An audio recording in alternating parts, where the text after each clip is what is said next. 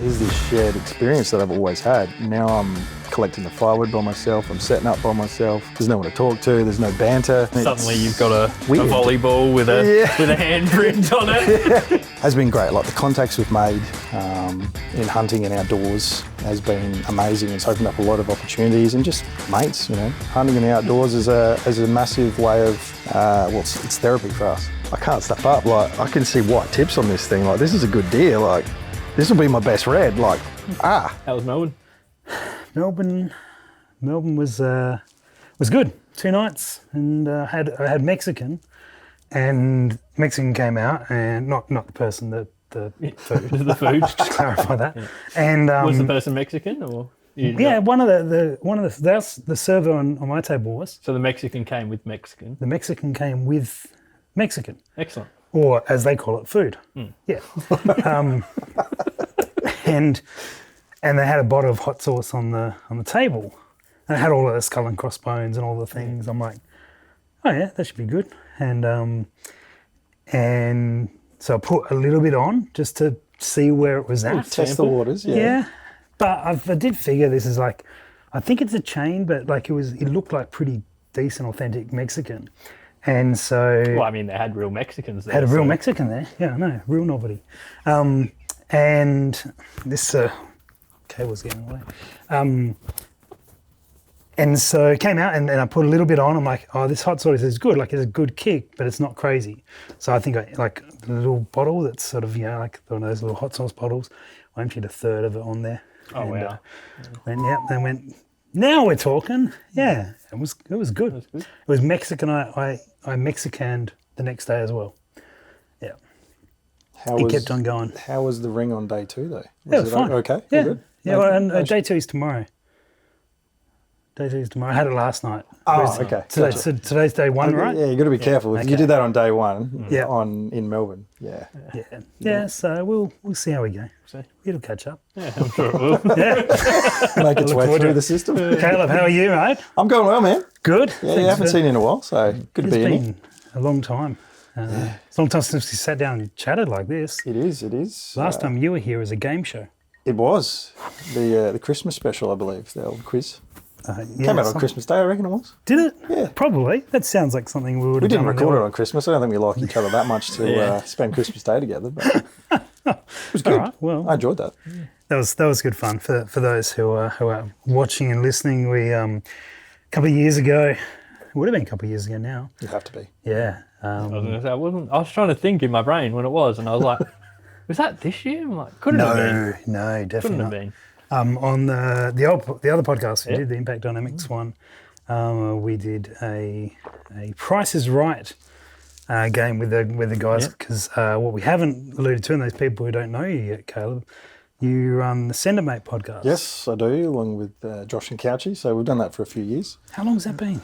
It's been a while. Oh, it was pre-COVID, so fair while. Like, I think we're in our 9th season now. So wow. Yeah, right. It's had a few different iterations over the years. Yeah. But, it was born out of our joint passion for hunting in the outdoors and basically just talking crap together in a room as mates and having an actual formalised excuse for having a few beers, basically, and talking crap. So, yeah, getting to come down here every other week and have a drink and talk has been a really good experience so far. So yeah, I can definitely. And I think as blokes, we really struggle to organise getting together and having a chat. So when you have something, you have to rock up. Yeah. And you have to be there on time and do your thing. It was just an automatic way for us all to get together regularly, much more regularly than we could be bothered doing. You guys were all mates prior? All mates, yeah. So Josh and I have known each other since we're about 7 years old. Okay, yeah, right. And then... how'd you put up with him for that long? I think his time in the army for 10 years was probably a good thing. We saw each other at Christmases and that was about it. But yeah, I don't know. We've always gotten along really well and just liked the same things. And when we get sick of each other, we, just tell each other to take a hike and get out of each other's space. We did live together for a brief time. After we both got divorced. Yeah, right. Yeah, he was off to the army when we were 18. Yep. So we never got to live together in sort of those, uni years or, your early 20s or anything like that. But there was never a bachelor pad till, we both later on in life got divorced and spent a couple of years living together. So that was good fun. No, I bet. And then, the original bloke we had on Send It Mate, Ryan, was my ex-brother-in-law. So we were all just mates through many years. And he moved on and now Couchy's with us. Again, another mate that Josh had met through the army, and then we all became good mates and all lived together at one point as well.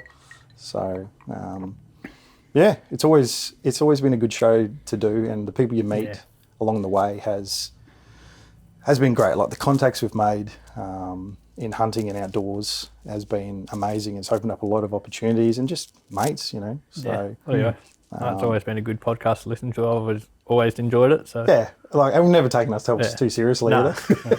I've met you all, and no one would take you too seriously. No. Well, that's the thing. Like we never try to be anyone we're not. The genuine article, and I think that's what resonates with people is when you're just yourself, your genuine self. And I think that shines through, and people see us warts and all in our family lives, and the personal life does spill over into the podcast. It was basically a therapy session for the first couple of seasons, I think, for all of us. Yep. Having been recently divorced and whatnot. So, but as we know, life has to go on, and there's more deer in the bush. Yep, hunting in the outdoors is a massive way of it's therapy for us. We've always found it a great way to unwind and spend time together as mates and just chat and help each other out. So it's been good. Yeah, nice. I love some good therapy. Well, around the campfire, I think it's the best way to bloody oath. To have a bit of therapy as blokes, and we don't talk openly and honestly enough, and I think that's a perfect setting to be able to do it. Sitting around a campfire and people share their stories. I certainly found with my struggles in life that talking to someone who's been through the same thing was way better than talking to a therapist or someone who's learned something out of a book. If someone's actually been through it, it's the perfect way to do it. So, sorry to get too deep. Crazy to start off. Actually, I've follow-up questions. This is really really cool we like to that. get into. That's good. Because you mentioned before, and I think it's so true, and certainly something very true for me is that that you guys making that time of like forcing yourself in a nice way of catching up and actually like, all right, we'll see you guys at 7 o'clock. We're going to be here and we'll do this. Yeah. And the excuse is like the podcast or whatever it is that you're doing, and it's really a matter of actually just hanging out and chatting. And I did the other podcast for 9 years, I think, as well, and that was great. And we went through various people involved, and that still goes on. The two other guys are still doing that one. But that particularly for last year, which was a challenging year for myself, I looked forward to that show every sporadic 2, 3, 4 weeks whenever we were recording. And actually it was a nice sort of wind down time, even though it was connected to work for me, and still this one is connected to work in a roundabout way. But it's kind of nice doing that, and it's been great actually having guests on this show, because I mean Maxwell's great, but there's only so much of me that someone can take at one time. Let's be honest. That's it. Small doses. Yeah, exactly. No, it's been great actually, and then to have other guests come in and see people we haven't seen since we worked out before it was October. Yeah, but that was brief because it was at Shot Expo. Yeah, such a busy weekend. Have you worked at Shot Expo before, Caleb? Not before last year, no. I hadn't. I'd only ever been, as a consumer. So it was interesting being on the other side of the fence. So you've been to the shows on the other side? I reckon I've been to one or two others. Okay. And obviously the Shot Expo before last was pre-COVID. Yes. Yeah. So it had been a fair hiatus. So it was good to see it up and running again. But yeah, really enjoyed it. It's very different seeing it from working there and behind the scenes and seeing what's going on versus just rocking up and going, oh, here's all this cool stuff. Which stands do I want to go look at? That's definitely. Whereas when you work at it, people are like, oh, have you seen it? And you're like, no. No, whatever you're about to There's say. this really cool thing. Okay, if I get 5 seconds, I'll go look at it. But the 16 people lined up this way says that I'm not going to go. Exactly. Yeah. And look, it's good catching up with people they haven't seen for a while, but quite often, during working hours at the show, it's just ships in the night. Oh, hey, how you going, man? I haven't seen you in ages. And then off you go again. But, and then you don't see that again until another year later. Yeah. when they were regular. It was certainly a number of the guys that when we used to do it, because it ended up being 2 of those a year. Yeah. It was great. You'd bump in. Like there was one dude who I would see randomly throughout the weekend in the toilets. Nothing sus. right from America 30. Just schedules lined up there. Just we'd pass through that, and you're like, see you next time. See you next show. Just it was the same bodily function schedule. Yeah. Perfect. So. You're not a bad bloke to catch up with multiple times over a weekend, though. Rob's pretty No, funny. it'd usually just be one over the weekend. Oh, one time of the weekend, but it just yeah. would happen at every show. Oh, perfect. Okay. No, it wouldn't happen. Yeah. Clarify, it would happen. It wouldn't each happen show. multiple times. We each weren't show, like texting each other, be like, see you there in 10 minutes. Yeah. 5 minutes, I've got to go. No, that wasn't happening. No, too busy for that. Yeah. Yeah. One toilet break per day. Yeah, if you're lucky.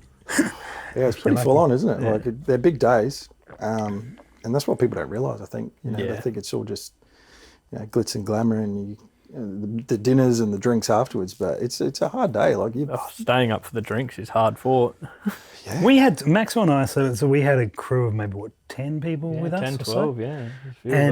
And every night we're like, oh, what do you guys want to do for dinner? And I would just get something back at the house because we were all in like a share house together. And so we no sweat, we'll get pizza or Indian or something along those lines. And then the Saturday night, we're like, all right, lads, you guys want to go out for dinner somewhere, like actually have a nice night out? Yeah, you guys worked your ass off all day. Let's go and do something. Have a couple of drinks. They're like, oh, nah. Like all of them were like, nah, we'll just go back, order something, it'll be fun. Right. Have some drinks, watch some Big Lows. And I spoke to Max. He's like, I kind of want to go out somewhere. I'm like, well, the only people driving everyone is you and me. So we could just go somewhere and be like, we're having dinner here. You can join us if you want. So we did. Yeah. We did. Yeah. We found somewhere and we're like, we're just going to go here. Yeah. And you're all stuck in the car with us. You guys can either stay in the car or you can come in for a feed. Yeah. Look, something I've found, a mistake that I've made at quite a few shows now is if it's a three-day show, Friday, Saturday, Sunday. Yeah. We always have this bad habit of going too hard on the Friday night drinks. Oh. And you're stuffed for Saturday. I believe I heard this from another person on your team. Did I say this story on this podcast about our ban on fireballs on Friday nights? Yes, I believe. I think I've told that story. About this, but I also hear your accommodation wasn't too nice over there. We've had some interesting accommodations, but the budget option is it's all about saving money, being thrifty. That's how you stay in business. Yep, I want to see all the sides of Melbourne. Yes. Yeah. Oh, I've seen. Seen a lot of that you don't want to go back to. Correct. I've seen a lot of different sides of Melbourne. That's where I spend the vast majority of my time for work, travelling Vic and Tas. So, I don't mind it though. Not as good as a little old Adelaide though. I'll take Adelaide's traffic over Melbourne every day. Oh God, I live in the hills now, and coming to Adelaide is horrible. I had leaving Melbourne. So after the expo, I went to Bairnsdale. And decided that I didn't want to drive through Melbourne. So I went from Bairnsdale through the high country and around the back of Melbourne back. I took a 3.5 hour detour so I didn't have to drive through Melbourne traffic on my way home. Yeah, but much more picturesque. It was beautiful. And potentially some deer around too. Yeah, I did stop off at Mount Buller and had a bit of a look around, and that was good. When you drove over to Melbourne for Shot Expo, Maxwell, the person you had in the car with you was messaging me updates on your temper.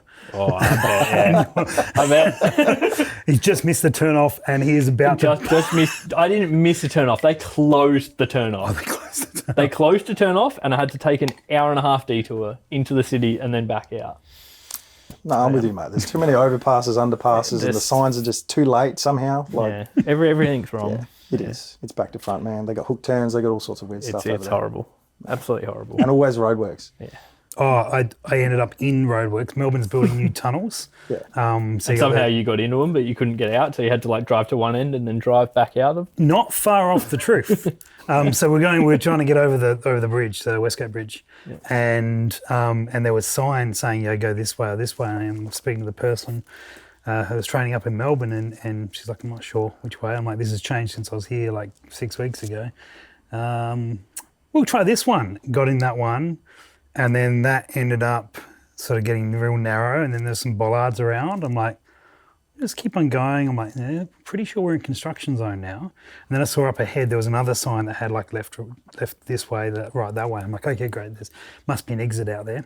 Then I started seeing little ATCO huts in there, and then there was like some vending machines, and like, pretty sure we're not in Kansas anymore. Like, this is not where we're meant to be. Pulled up, there's a dude having his lunch. I'm like, so we're in the wrong spot. He's like, yeah. I'm like, can I exit up there or do I need to go back? He's like, you need to go back. I'm like, can I do a turn? Can I turn around up there? He's like, yeah, go on. Go down there and turn around. And this is just on the entrance to the new tunnels. So we inspected the Probably the engineering. first person to drive through. It looks great. Yeah, all up to code. It's All good. impressive. It's great. So anyway, after we finished the inspection, gave them the checklist of stuff to work on, and then turned around and tried to like leg it into effectively oncoming traffic. Perfect. To bang a U-turn. Just handbrake turn into the. It was good fun. Yeah, nice work. It's good fun. So did you guys get up to anything over the break? I think I don't want to time step your podcast here, but the last week where just about all of Australia went on leave in between Easter and Anzac Day. Yep. Did we get some time off? Like, I think a lot of people did. I certainly did. I did try and plan a trip to go to Victoria. Victoria. Yeah. Tried to plan a trip. Yeah. First of all, we were meant to have a visit at my company from a supplier not a supplier, a customer from the US. Yeah. They had a trip planned and they last minute cancelled that. And so the time that I tried to book off that I couldn't get off because we had them coming, Yeah. then became available. But I'd already booked in to babysit a border collie who's 8 months old. So No, for the thanks. past 9 days, I've had an 8-month-old border collie to take care of. So I have not been anywhere No thanks. except for chasing him around. Yeah, that doesn't sound fun, mate. It's been very good because I lost my dog Oh, okay. early this year. Yep. It is early this year, so it's been very nice to have a dog around. But I'm very ready to send him home. Yeah, no, that's fair. The puppy stage can be interesting at times. So. Yeah, definitely. You always had dogs, Maxwell? So I got my dog when I was 19, Okay. and I've had her since then. So pretty much, always had a dog. Like, Did you grow up with dogs? I grew up with dogs. I had a Jack Russell when I was little. Yep. And it used to run away all the time, and then one day it ran away and didn't come back. And I'm pretty sure my mum just took it and took it to the RSPCA or something because she got sick of it climbing the fence and having to go looking for it. And then I had a Shih Tzu Yep. through my sort of younger years after that, and then got my dog, Nice. Shadow. And then you'd met her. She's a lovely dog. Absolutely. Yeah. What about you, Caleb? Dogs? Yeah, very much a dog You like person. dogs? Can't stand cats. Only good cat is a flat cat. Yeah. Or a really wet one. So wet that it's drowned. Yeah, exactly. I grew up with bull mastiffs. Oh yeah. Wow. So, Okay. big dogs.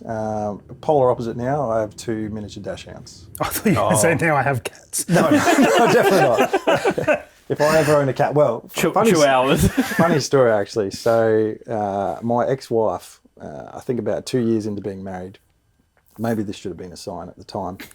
I came home from work one day and I'm like, what's going on? What's going on down the laundry? Open the laundry door. There's this kitten decked out with all the gear in the laundry. And I'm like, what's with the cat? Are we looking after someone's cat? Oh no, I bought a cat.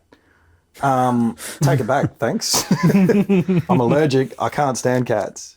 She hadn't asked me. Right. So Perfect. yeah, she took it back to the pet store same day, and the next day, sorry. Yeah. And they did take it back, and she explained the situation. And I'm like, why would you buy a cat without even asking me? You know I hate cats. So Never been a fan, but I love my little mini dash hounds, Winston and Herb. They weren't my choice, so my fiance has wanted one for the longest time. So she got 2.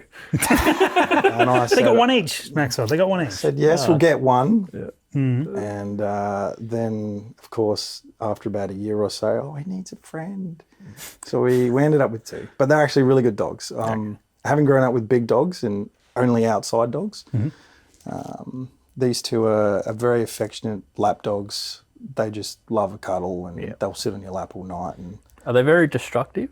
they can be. Yeah. They like to get into bins if there's bins around the place. They love little bins in the toilet, especially, with whatever ends up in those. Yeah, but no, not really too destructive. They don't dig or whatnot. Yeah. But being hounds and being originally bred, well, the larger ones were bred to hunt badgers, go down the holes, and then the mini ones were bred for rabbit hunting.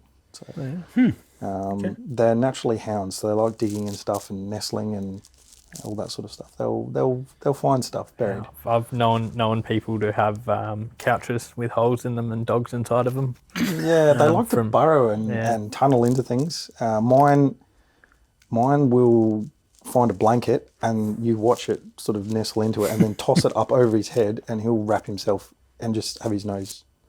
Adorable. Yeah, it's actually pretty cool. Do you take them hunting? I haven't taken them hunting, but I did take them with me for the first time on a hunting trip. Yep. Over that break that we just had. How'd they do? So They like to be at home nestled in their blankets. so it morphed from a camping trip with the Dal and myself, and being that we went to Victoria in State Forest, you can have dogs in State Forest. So I said, all right, we'll do that. We'll lock it in. And then I was like, well, I want to go hunting. And then Josh was like, well, I want to go hunting as well. And then another mate from work sort of all piled in. And I sort of said, can we make this a sort of half camping trip, half hunting trip? And yes, my darling fiance, God bless her, she said, yeah, that's fine. That's cool. I'll just hang out in camp. Because she didn't really she's never been hunting with us before. So it was all kind of new to her. Like she's shot the rifles before at the range and whatnot, but she'd never been around guns in a hunting context. So that was all new to her. And I've obviously told her plenty of stories about our hunting trips, but she's never seen it firsthand. And I said, look, you don't have to come out with us. Obviously, you've got to look after the dogs in camp. But it'd actually be really cool for us if after we've been out for a morning stalk, we'd come back to camp and maybe a bit of breakfast. Like, that would be pretty cool. So you can sleep. You can do whatever you like, but this would be amazing if this happened. Well, I had to sort of, hint at it. But she slept in, had the dogs to hang out with in camp. And then by the time we rocked up, so, 9:30, 10 o'clock, we were all back in camp. She had the bacon and eggs on and away we went. And the dogs went all right, to be honest. We got a little, like they're crate trained from when they were pups. So we take that same crate with us. It all packs down flat. So if they're big and annoying, they just go in there and they'll happily sit on a camp chair and just snuggle you all night long in front of the fire. So it was actually pretty good. Yeah, right. Oh, Nice. awesome. And take it, deer was the species of Deer was the plan. Sounds like plans change. Well, we were after meat, so we were chasing meat deer. All of us needed to fill the freezer again. And we went to 3 different state forests that we've all been to before. And the good thing about Victoria with their permit system is you just, you pay your, what's now 80 something bucks just to be able to take deer in state forest, and away you go. So we went to one just over the border initially, and that's where we saw all the deer.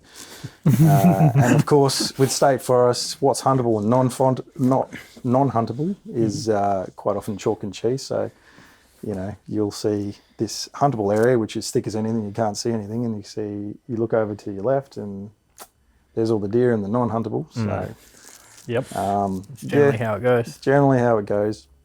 So that was interesting. Yeah, we saw all the deer on non-huntable. We had an opportunity. We had a younger guy, a colleague with us, It was his first hunt on state forest.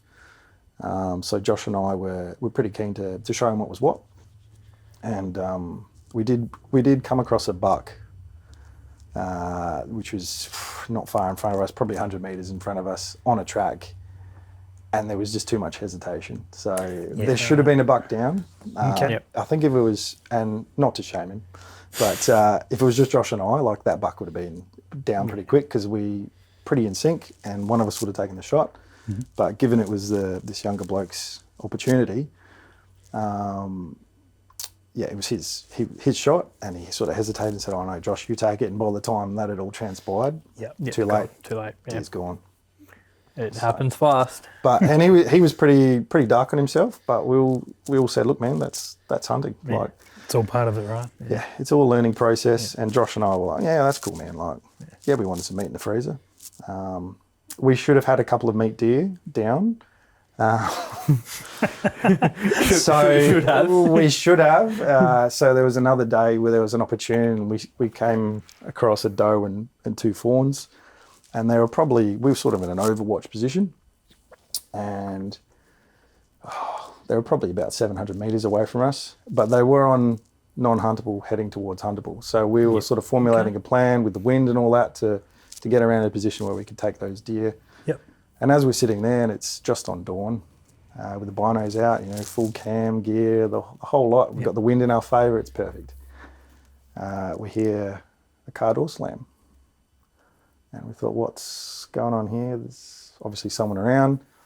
And then we hear cars, and then we watch 3 cars go down this track towards the deer.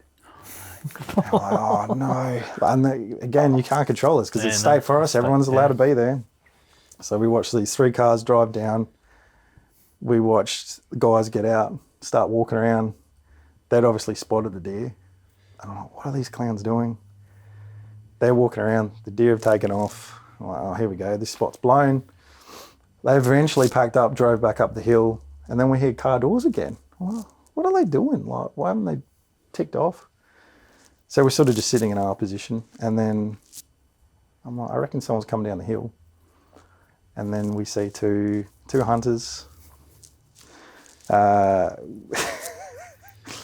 can't even say all the gear and no idea because they didn't even have the gear. Like they had firearms, but they had sneakers. They had their socks pulled up over their track pants.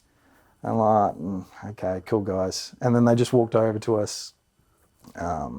Without trying to be discreet or anything, full volume, like scare everything off. Oh, perfect. Yeah, right. "Are you guys going to be here all day," sort of thing? And we're like, "Well, not now because you've scared all the deer off." Yeah. That was you guys that went down there. Yep. All right, well, thanks. See you Let's go our later. separate ways. And it's always this weird thing. I've only come across maybe 2 or 3 other hunters in state forest that aren't with your group that you're with. So it was always this weird thing, like other people you don't know walking towards you with guns. It's a bit weird. Man. But we all sort of waved and, they parted ways. 5 minutes later, they came back down the hill. "Oh, where you camped? We're going to just set up at the top of the hill." And I had to just face the other way and not talk to them anymore because I was getting pissed off at this point.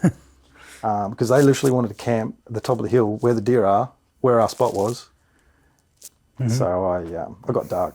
And I'll let Josh do all the talking at that point. He can be a little bit more diplomatic than me at times. And so we're like, "Oh, today's done." Like half hour later, we're like, "No, we're done. The deer aren't coming out again." Went to the top of the hill, and where they were, they'd written in the dirt, "Boys camp." They were actually going to set up there on top of this hill, which is just a ridiculous spot. And then, the next day we actually found where they set up camp, and it was tent city. Like for 4 dudes, 3 cars, the most insane amount of tenting gear, rooftop tents. Like there was a blow-up tent. There, Wow. It was tent city. Wow. So there's 3 cards, 8 dudes, and a tent for each person. Yeah, pretty much. So that was a bit frustrating. We could have had some meat deer down, but That's public land. Public land, man. Public That's what it land. is. It's what happens. So part of the frustration.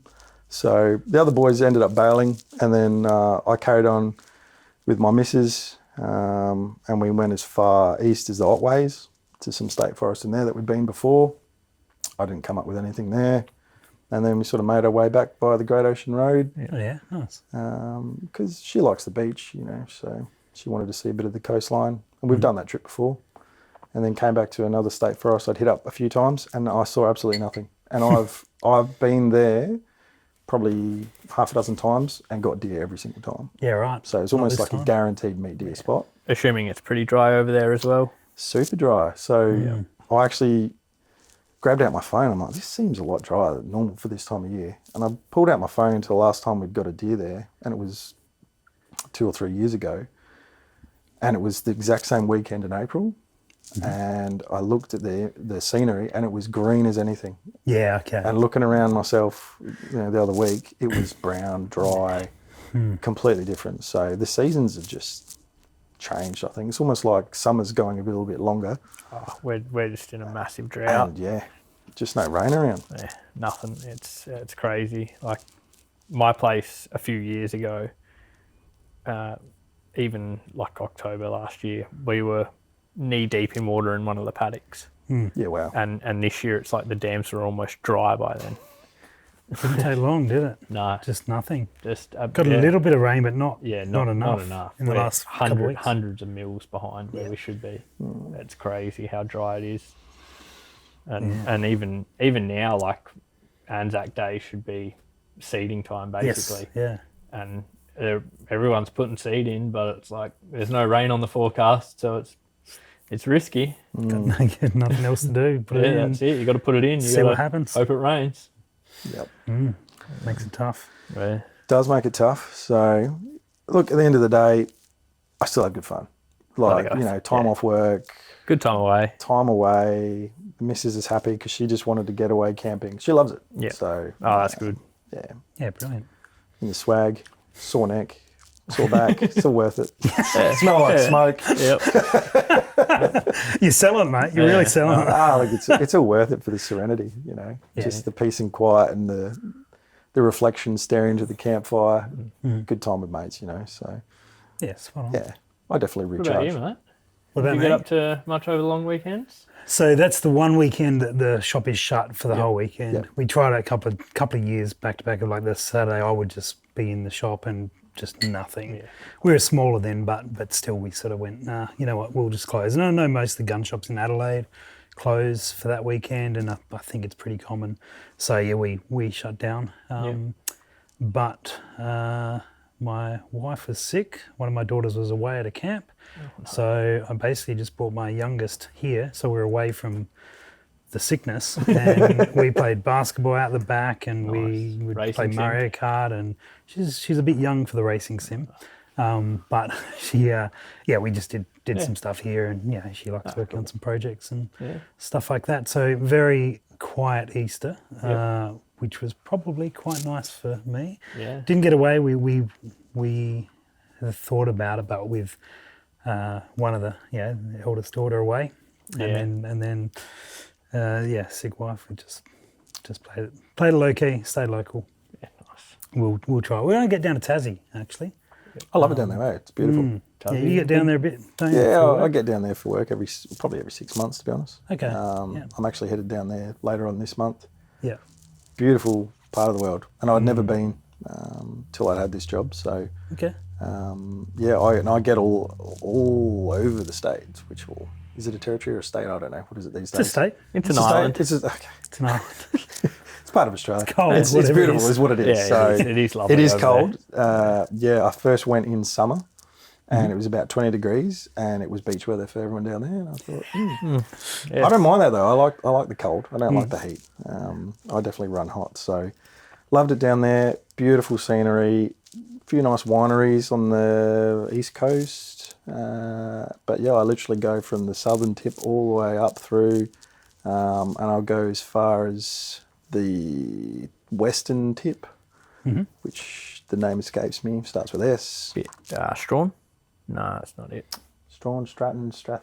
Yeah, something like that. Something Anyway, like that. something like that. But in around Burnie and Launceston, Yeah. I like all that. All Devonport, yeah. Good area. It's a nice place. I do go through central Tassie, sort of in the Highlands as well. There's a gun shop in there I call into, and some of the stories he tells me just about how much pest control goes on in the farm. Like his customer base is insane. Right. And the amount of animals this one farmer puts down. Yeah. The amount of centerfire ammunition he buys is just insane. It's mind blowing. Wow. But yeah, I call it the road capital, like roadkill capital. of Australia. It definitely is a roadkill capital. Sorry, I'm gonna grab a drink and go to the toilet. Cool. Sorry. Can you top that up while you're out there? I sure can. Let's do that. Yeah. No, so we've been to Tassie a number of times. Let me mute Maxwell so we don't have that join in. That could be interesting. That could be great. So we went for the PRS. We were running PRS matches down there, and so yeah, I'd never been to Tassie either, and got down there, and it was magic. Stayed in one of the times we went, stayed at Sorel, which is a beautiful spot. I'd happily stay there again. That was really nice. We were mainly in that sort of Hobart and sort of surrounding areas because that's where the match was. But yeah, went the next time we went, the second time we went, we made sure we had a couple extra days and went up Mount Wellington, which I'm pretty sure that's the one. They got a great go-karting track over there, which we joined in on a few times. Very nice. But yeah, just the some of the food places and the scenery. People are really nice as well, like super friendly. And it feels weird. I was talking to people in Hobart and they're like, oh, Adelaide's such a modern city. What? You're so used to Melbourne people bagging Adelaide for being backwards, and these Hobart people are saying, oh, Adelaide's modern. Yeah. Yeah, there's a lot of one-way streets in Hobart. And we can drive both ways. Well, we had a big freeway here for a long time. You could only drive one. Yeah, that's one way. That's true. Yeah, Very we've true. upgraded since. Well, yeah, they reckon it's the cleanest air in the world down there. I've heard that. Yeah, so it's definitely easy to breathe. I watch a show called Alone. Okay. So there's an Australian iteration of that show. Basically, for anyone who doesn't know, it's a show where they get 10 contestants and they have to survive on their own. I've heard about this. In the wild. Yeah, okay. And you can pick 10 items to take with you, and you basically just have to be the last one surviving. Yeah, right. And it's a real... Maxwell's struggling with the door and it's fun. What's wrong with this door here? User error. Oh dear. Welcome back. There's 10 contestants, 10 items, and it's really a mental game of being by yourself for that long. And where I think it's a little bit more legit than other shows is they are literally by themselves. Because they've got to film themselves film it and everything. themselves as well. Yeah. So I love that show. Just seeing people's different, shelter setups and what they can hunt, how they go with fishing, trapping, all that sort of stuff. Yeah. I'd love to do it, but you see a lot of people cave, pretty early on because they miss their families. Okay. Yeah. Right. And for no other reason, they're actually thriving. Some people do dumb stuff like not boil their water and whatnot. Okay. Yeah. Is it like people that are on it? Have they got some level of background in sort of? Generally, so there's people like professional trappers, or they are environmentalists, or like there's a guy who's like ex-military. Yeah. There's a retired guy in this current season that's his title is Bushman. He's just spent a heap of time in the outdoors, and now that's all he does. So generally, they've or they're an ecologist, or I don't know, maybe they milk snakes. I don't know. Have you seen this show called Alone? I have. You have. Okay. I thought that's what I could hear was talking about. Are you talking about the Tassie one they did? Yeah, that was really good. I said did one based in Tassie. Yeah, so they film all that on the west coast of Tassie, which I was absolutely shocked that Possum Blanket won that. Last year's one, yeah.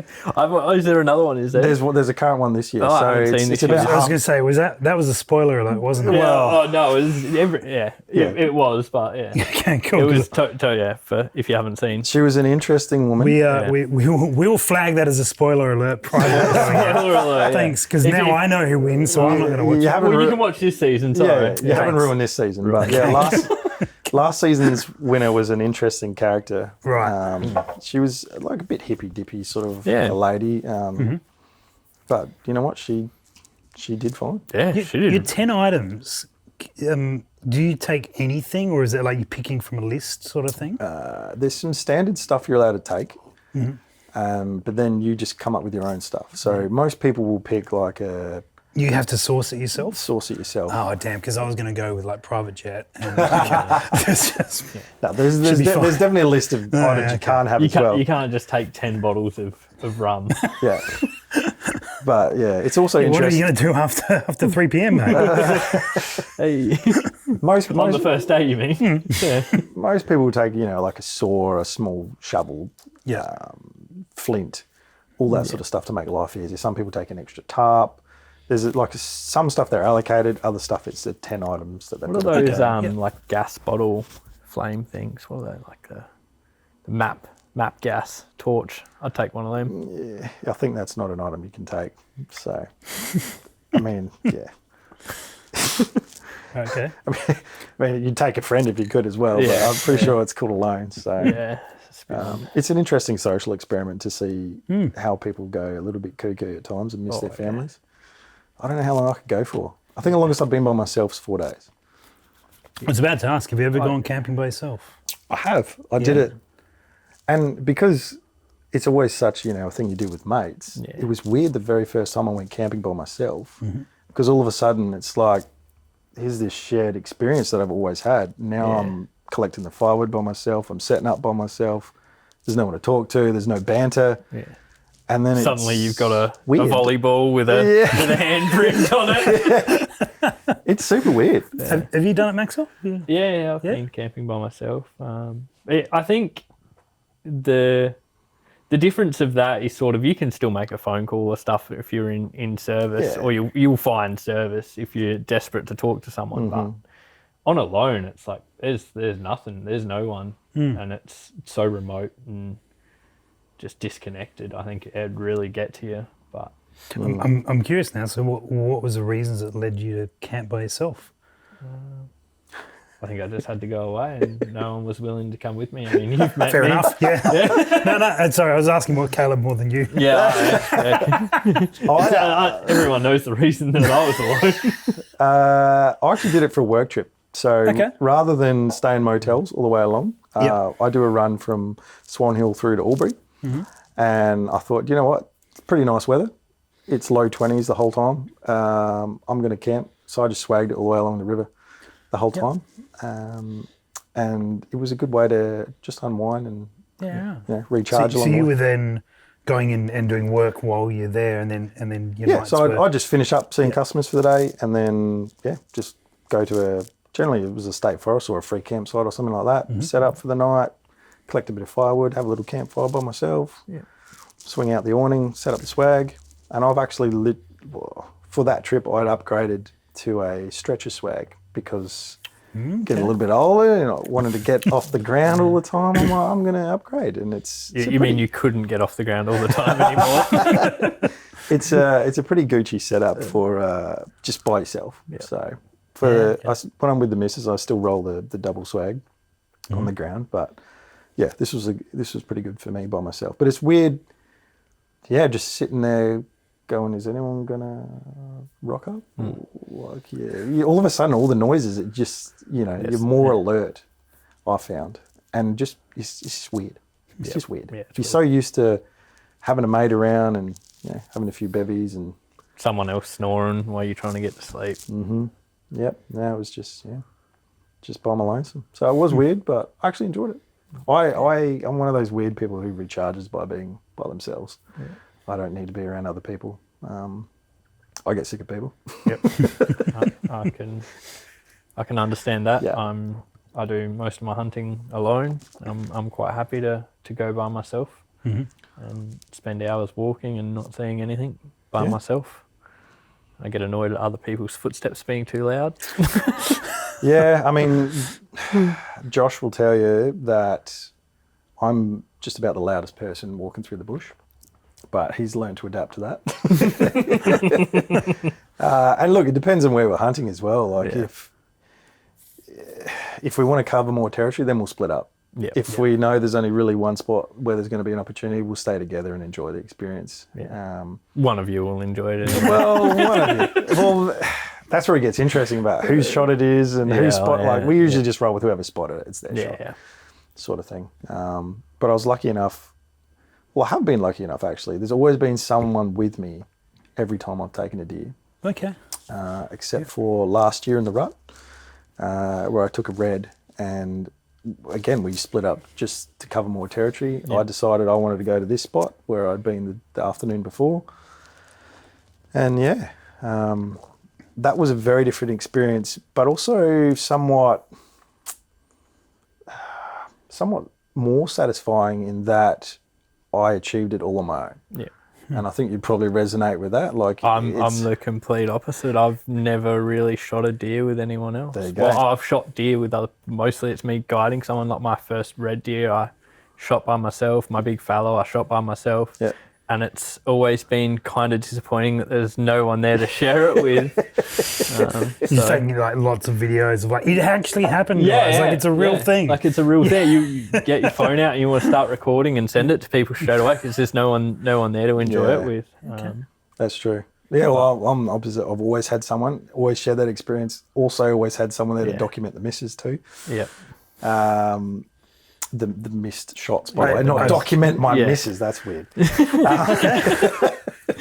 So that was actually somewhat more satisfying. It is like getting out there and doing it by yourself and being like, okay, this is all on me and I got it done is absolutely awesome, and I love that aspect of it. But having that moment and that ability to be like, oh hey, remember that time? Yeah, I shot a bigger deer than you. But you weren't there. There's no one there to be like, ah. I mean, it's always pretty satisfying bringing a bigger deer back into camp than everyone else. But yeah, definitely. Definitely, I loved enjoying sharing that experience with a mate and being able to talk about it. I can still talk about it, but I did it all on my own.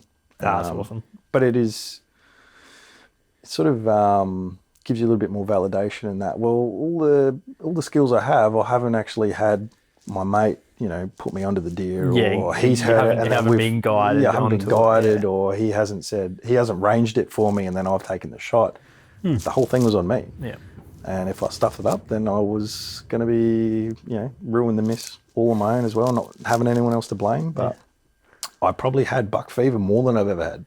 Yeah, right. Because it was that little added bit of pressure. Yeah. Weirdly, you'd think you'd have more sort of performance anxiety with someone there watching you, but somehow I'm like, I can't stuff this up. They need to know that this happened. I can see it would be like when you've got someone there, because while there might be an element of like, I don't want to stuff this up in front of guys. If you're shooting with these guys regularly, like we're a team here executing a plan, right? And so it's not about who's performing or who's not. We're just going out and doing this. We've certainly experienced that a lot with spotlighting. But when you're out on your own, you're like, everything is on me. And if any element of this goes wrong, I've got to wear the whole thing. And I think we've all been hunting together for so long that we've also all seen each other stuff up royally as well, and had a laugh about it. So you're kind of not worried about stuffing up. Like, it's happened. We've done it We before. either get a buck or a good story. It's going to happen again as well.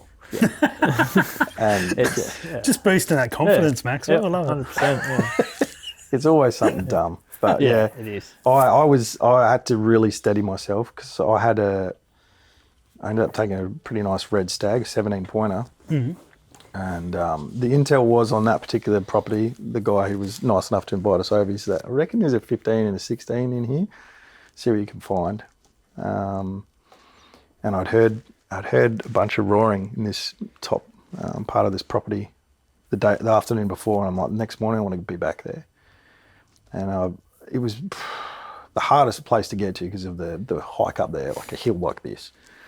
And I got up there just before dawn, and I sat in this log and I was listening to all these reds roar, and the property, it gets nicknamed Jurassic Park. Because when the reds are roaring, it sounds like you're in Jurassic Park. Right. It's just otherworldly, the way they carry on. And I was hearing all these reds, and they were over a boundary fence, which I couldn't go. And I thought, damn it, another missed opportunity. The deer where I can't shoot. And I just happened to look to my left, and at the same time, this red roared off to my left. I'm like, we're on here. And then I saw a doe pop out. I'm like, where's the big boy? and then he followed this doe out, and then I started like action plan. I got to get into position. Yep. I ranged him. He's only 250 meters away. But then I started shaking. I was like, I can't step up. Like, I can see white tips on this thing. Like, this is a good deer. Like, this will be my best red. Like, And I was freaking out. But luckily he had no idea I was there. Yep. And there was no rush. I could take my time, settle myself. Try to settle yourself. Took the shot. I know what that feeling's like. Took the shot, and he was just literally just killed over on the spot. And he just finished roaring. So like all the air was out of his lungs. He had no idea I was there, no adrenaline. He just killed over. And then all the work begins, as you'd know. Yeah. What gun were you shooting? I run a Tikka T3X. Yep. I've just got just a stainless model. I've had that for ages. Tickers you just can't. 308? 308. Yep, 308. Perfect. I've run that for ages. It does the trick. I've changed ammo a bit over the years. So I started out on just like 150 grain Winchesters, when Winchesters aren't great, as we know. But Blow foxes up. look, it did all right at the time, and then moved to ADIs. And then I'm using 178 grain Hornady at the moment, ELDXs, the Precision Hunters. Yeah, nice. And they seem to do the trick. The rifle likes those, and The deer don't. the deer do not like them at all. Perfect. It's a good combination, right? Yeah, definitely. So pretty proud of that effort by myself. But then naturally, there's always some sort of a stuff up on a hunting trip. And the stuff up was I could get phone reception to Josh, who was a few Ks away. So I went to the top of the hill, gave him a call. Hey, mate, where are you? Can you come help me out? Deer down. Yeah, no worries. I'll be in a sec. Calls me back 2 minutes later. Catch's got the keys. Catch is on the same property as me, but non-contactable. Keys were in Couch's pocket. I'm like, cool, so Josh can't help me. Can't get a hold of Couchy. We'd agreed to meet up sort of like 11 a.m. sort of thing. So I'm like, all right, this is on me. So started caping it out. That was a big effort. Yep, no doubt. Because where he was, I sort of had to go down a gully, up a hill, so 5 meat bags full.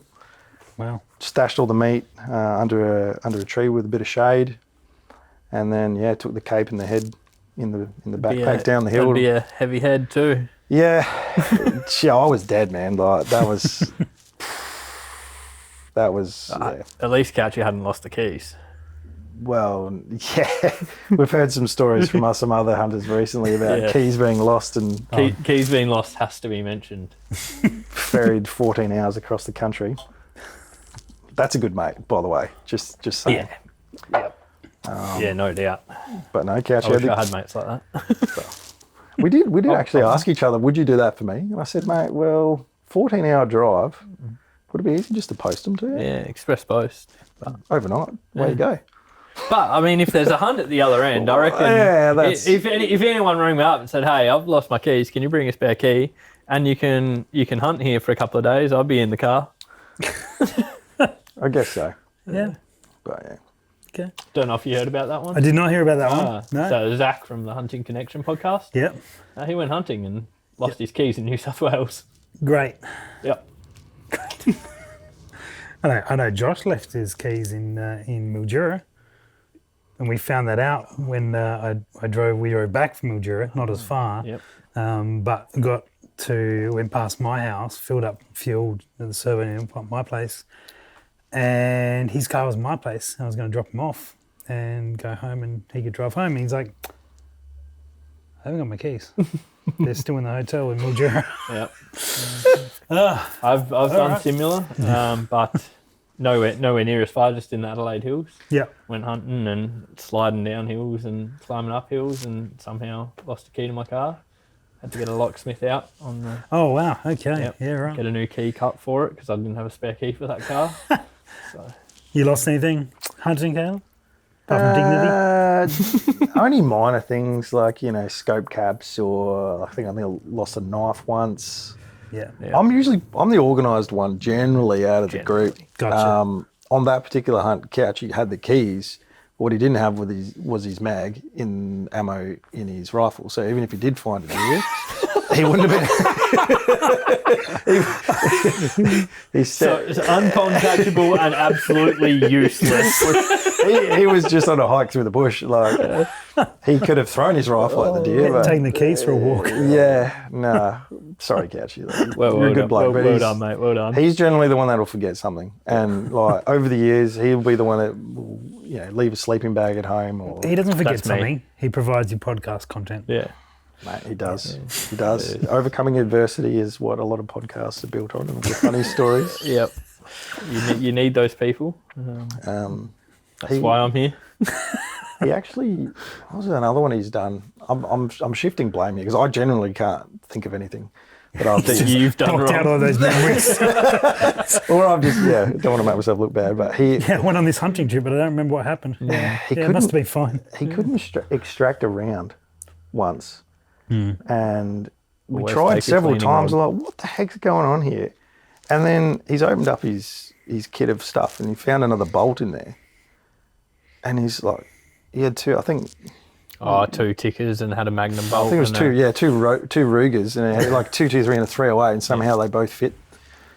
Yep. And Actions are the same, but the bolts are not. exactly, he just had the wrong bolt, so he couldn't extract the round. And then, try the other bolt, mate. Yep. And we were, and that was the only rifle we had on this. It was just a quick night out, bit of spotlighting, fox hunting. Why isn't this gun working? And we thought, mate, what have you done to us? Like, we just got a complete jam up, like within the first 5 minutes. Just seen a fox, you couldn't shoot it. What the heck? And then, tried a different bolt, no dramas. Perfect. But At least it was a relatively easy fix. that one wasn't too bad. I've left, like pillows and toothbrushes at home. Yeah. But, they're not critical. You roll up your sleeping bag a bit different and stuff some jumpers in there, and you got a pillow. Oh, definitely forgotten the pillow several times. Always forget a pillow. A pillow or a blanket, one of the two. Yeah. I try and leave a sleeping bag in my swag now. Oh yeah, That's Just roll it up in there because otherwise it's not coming with me. Done that a few times. But, you got to adapt and overcome sometimes when stuff's missing, and you have to be a little bit ingenious with what you come up with. Yep. Sleep in the car with the heaters on. So I got a question for you that we dropped out for the last couple of episodes for no particular reason, but the paint the picture for you. You've been out hunting all day, and you've come back and you're about to sit down with some mates around the fire. You put your gun away and you put everything away, and then you walk up to the bar that happens to be next to the campfire, fully stocked, anything you want. What are you grabbing? Oh, I have been an absolute fiend for some Buffalo Trace of recent. Buffalo Trace. So I got onto it Through the Joe Rogan podcast. is naturally. Obviously, That's the only way where you I get think on. most people have ever heard of Buffalo Trace. I'd never heard of Buffalo Trace. But when I first tried it, I'm like, this is legit. This is awesome. And then I did a US trip over Christmas. I went for a month with my fiance, and that's all we drank. Because we started off in Austin. Yeah, that'll do it. And I wasn't just fanboying Joe Rogan, by the way. Like, it was nice to go. It sounds like it was. It was nice to go to the comedy mothership. I was about to say 3 nights at the comedy mothership. Like. It was pretty good, but awesome. yeah, I thought, look, I know Buffalo Trace. Let's just roll it. And then she jumped on board, and that was sort of the drink of the trip. So I've been enjoying a fair bit of it lately. I enjoy Buffalo Trace in a whiskey sour as well. Oh yeah. So yeah, that's probably what I'd go for. Okay. That'll I'm tickle intrigued. I'm going to be looking this up. Give it a crack, man.